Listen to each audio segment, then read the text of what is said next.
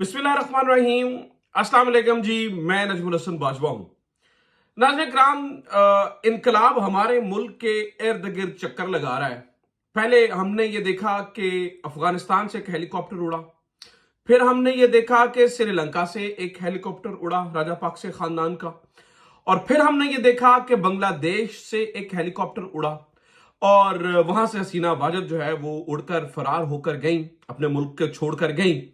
और उसके बाद हम ये मुख्तलिफ लोग जो है वो बातें कर रहे हैं कि इसी तरह का एक हेलीकॉप्टर जो है वो इस्लामाबाद से उड़ने वाला है। इसमें कोई शक नहीं है कि यहां पर जो है वो इस तरह की सिचुएशन पैदा हो सकती है। ऑब्वियसली लोगों के जज्बात बुलंद हैं, लेकिन लेकिन लेकिन लेकिन एक चीज जो जानने की जरूरत है और समझने की जरूरत है कि चीजें जैसी नजर आती हैं वैसे नहीं होती हैं। मिसाल लीजिए कि अगर हमने ये देखना है कि यहां पर बांग्लादेशी मॉडल आ रहा है या नहीं आ रहा, तो हमें यह देखना होगा कि बांग्लादेश में एक्चुअली क्या हुआ, क्या वहां पाकिस्तानी मॉडल तो नहीं था।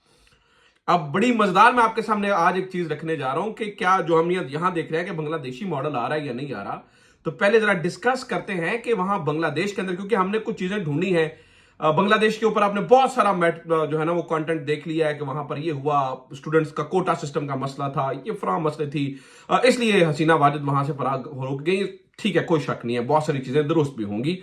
लेकिन लेकिन लेकिन लेकिन पसे पर्दा बहुत कुछ और है। ये जो हसीना वाजिद के हाथ से कंट्रोल गया है, हसीना वाजिद के अपने मामला तो होंगे ही होंगे, अवाम तंग थी, लेकिन बड़े प्लेयर्स किस तरह से इस पूरी गेम के अंदर एक्टिव थे, किस तरह से 3 किलोमीटर का एक जजीरा, आप सही सुन रहे हैं, 3 किलोमीटर का एक जजीरा वजीर आजम की छुट्टी करवा गया। उस 3 किलोमीटर के जजीरे में ऐसा क्या था, कौन कौन से बड़े प्लेयर्स इसमें इन्वॉल्व थे, और क्या मामला सिर्फ स्टूडेंट्स एहतजाज तक का है या कहानी इससे कहीं और है कि डोरियां साम्राज्य हिला रहा था, डोरियां कहीं और से हिल रही थी। 4 पॉइंट्स हैं बांग्लादेश को लेकर, 4 पॉइंट्स हैं जो मैंने आपके सामने रखने हैं। फिर उसके बाद हम अंदाजा लगाने में कामयाब हो जाएंगे कि क्या यहां पर भी सिर्फ आवाम के उठने से या ये सारी चीजें होंगी, या फिर उन बड़े प्लेयर्स की रजामंदी और डोरियां बड़ी जरूरी है। तो पाकिस्तान में बांग्लादेशी मॉडल को समझने के लिए हमने बांग्लादेश में पाकिस्तानी मॉडल और वहां पर कुछ ऐसी चीजें जो वहां पर हुई वो हमें जानना किस लिए जरूरी है। आइए सबसे पहले जरा बांग्लादेश की सूरत हाल जानते हैं। आपको नाज़रीन इकराम मालूम है कि बांग्लादेश के अंदर एक इनकलाब से सूरत हाल बर्पा हुई। तकरीबन 100 के करीब लोगों ने अपनी जान गंवाई, 100 के करीब लोग वहां पर जाम बहक हो गए। उसके बाद एक वैक्यूम पैदा हुआ, ताकत का वैक्यूम, क्योंकि प्राइम मिनिस्टर अचानक जो है वो उड़कर गई, वहां से चली गई, और उसके बाद मिलिट्री वहां पर आ गई और मिलिट्री ने वो जो वैक्यूम क्रिएट हुआ था उसको फिल किया। और मिलिट्री के वैक्यूम फिल करने के बाद हमने ये देखा कि वहां पर एक इंटरिम गवर्नमेंट बनी, जिसे जो है वो यूनुस मोहम्मद साहब जो है वहां पर प्रोफेसर साहब वो इंटरिम गवर्नमेंट के सरबराह बने। और उसके बाद हमने ये देखा, हमने ये बातें सुनी कि देखिए किस तरह से अवाम का जो इनकलाब है वो ले जाता है, चीजों को बहा के ले जाता है। लेकिन बाद में नाज़रीन किराम कहानी ये खुली कि एक्चुअली पता ये चला, अब मुख्तलिफ अखबार मैंने साथ में चला रहा हूं, आप देख रहे हैं कि मुख्तलिफ जराए से ये पता चला, हसीना वाजिद ने बजाते खुद दावा कर दिया, उस दावे पे तो हम बाद में आते हैं, लेकिन पता ये चला कि असल प्रॉब्लम बड़े प्लेयर्स की थी। India, America, China.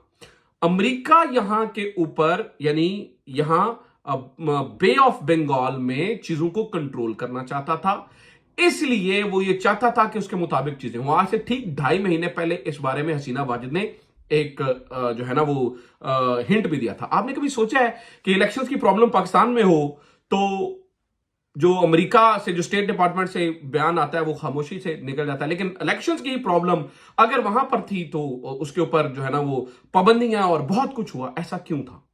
तो बहुत सारे जो सोर्सेज बताते हैं, खासतौर पर मुख्तलिफ अखबारों में, इंटरनेशनल अखबारों में भी ये चीजें जो है ना वो वाजे हुई कि एक्चुअली इस हसीना वाजिद की गवर्नमेंट के जाने के पीछे अमेरिका का भी हाथ था, बड़े बड़े प्लेयर्स के साथ, जो बड़े बड़े प्लेयर्स के साथ थे जिन्होंने ये इनकलाब लेकर आए। इसमें कोई शक नहीं कि जो स्टूडेंट की ताकत थी वो बहुत ज्यादा थी, जो स्टूडेंट ने अपना एहतजाज किया उसके अंदर बहुत ताकत थी, लेकिन एक्चुअली अंदर खाते बहुत चीजें और भी चल रही थी। मिसाल है, इंडिया में क्रिटिसिज्म होना शुरू हो गया कि वैसे कुछ लोगों ने पाकिस्तान के ऊपर आईएसआई के ऊपर भी इल्जाम लगाया, लेकिन मुझे नहीं लगता कि आईएसआई का इस मामले में कोई लेना देना था। लेकिन इंडिया में यह बात जरूर डिस्कस हुई कि इंडियन इंटेलिजेंस अफसरान, इंडियन इंटेलिजेंस सोए रही और अमेरिका अपना काम करके आसानी से चला गया।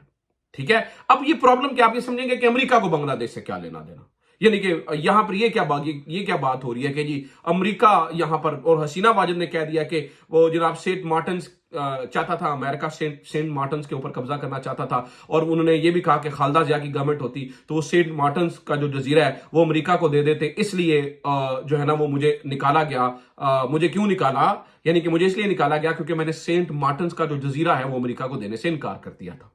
ठीक है। अब जरा आप सिमिलर स्टोरी सुनिए, कुछ इसी तरह की चीजें पाकिस्तान के अंदर भी हुई थी, आपको ज़हन में होगा। अब इसी तरह की चीजें हम वहां पर देख रहे हैं। तो सेंट मार्टिन्स का जजीरा क्या है एक्चुअली? नाज़रीन किराम, ये एक 3 किलोमीटर का जजीरा है जो कि बे ऑफ बंगाल में सरहदी तौर पर कटा हुआ है बांग्लादेश से।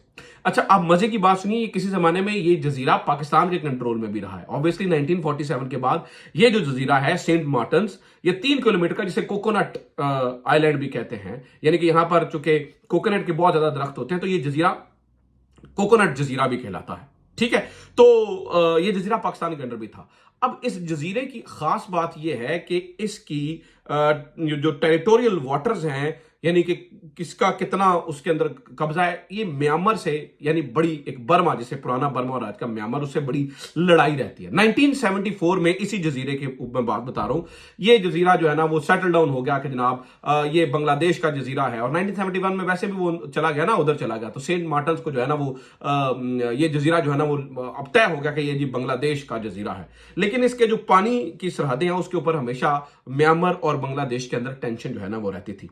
अभी इस जजीरा, यानी कि अभी इस 3 किलोमीटर के जजीरे में ऐसा क्या है कि जिसके ऊपर पूरी गवर्नमेंट जो है वो हसीना वाजिद की जाती रही। अब ये जो जजीरा बे ऑफ बंगाल के अंदर, ये जो सेंट मार्टिन्स नामी जजीरा है नाज़रीन, इसकी इंपॉर्टेंस ये है कि ये बहुत करीब पड़ता है उन कैंपों के जहां पर बहुत बड़ी तादाद के अंदर लोग हिजरत करके म्यांमार से आए, नंबर 1।